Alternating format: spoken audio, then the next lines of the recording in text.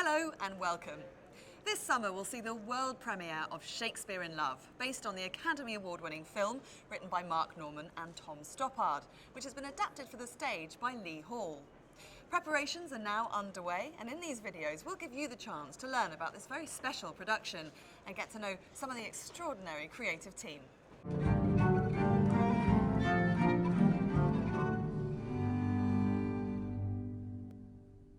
What is it about the life and works of William Shakespeare that still fascinates us 450 years after his birth? We spoke to Shakespeare expert James Shapiro and director Declan Donnellan to get their thoughts. There are a lot of mysteries about Shakespeare. No mystery is greater than why his plays, 450 years after he was born, still live. The best answer I can give is he lived at a moment, at the beginning of the modern period, where everything was changing. Our ideas of nation, our ideas of race, our ideas of marriage, of sexuality, of identity.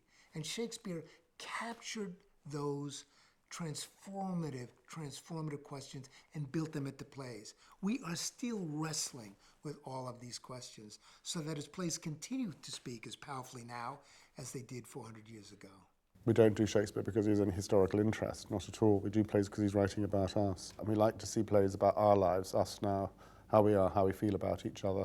And Shakespeare does that better than anybody else. I think Shakespeare is, first and foremost, a man of the theater, which is to say that was his home. We talk of, was he in Stratford or was he in London? He was at home in the theater. Well, theatre was an extraordinary time. It was this sudden burgeoning art form between about 1585 and 1620. It was, if you think about it, every media rolled together. It was internet, it was newspapers, it was the main medium for communication. So it was the edgy place to be. It was unrespectable and yet wildly popular. How did the greatest playwright of all time become the greatest playwright of all time? Because he sure didn't begin as the greatest playwright of all time. I think a danger in Shakespeare is that we sort of feel somehow that Shakespeare takes place in some sort of isolation. I think it's very important to understand that the plays actually rose in a real society, in a real writing culture, in a real theatre culture at a real period of time with real flesh and blood people. I think it's Shakespeare's prodigious imagination that humbles us all, because it would be nice if we were all unblocked in that way and we were able to imagine all of these extraordinary things. James Shapiro is the author of many books about Shakespeare, including the prize-winning 1599, a detailed recreation of a seminal year of Shakespeare's life. He believes that the fictional Shakespeare in Love can still teach us a great deal about the man himself. When I was young, I felt dumb about Shakespeare. And I've spent 30 years of career trying to protect young people or old people from feeling dumb about Shakespeare.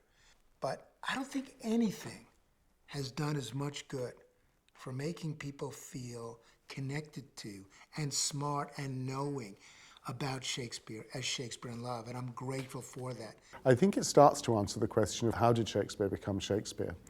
And it's Tom Stoppard's dream and fantasy as a very successful modern playwright about how a very successful 16th century playwright became himself. What's so wonderful about Shakespeare in Love, it's fiction. It's a made-up story. It gets right at the key question, how Shakespeare became Shakespeare. But it's populated by mostly the real people who were around Shakespeare at the time. Edward Alleyne, the great actor, Burbage, the great fellow player in Shakespeare's company, Tilney, the master of the revels, Queen Elizabeth.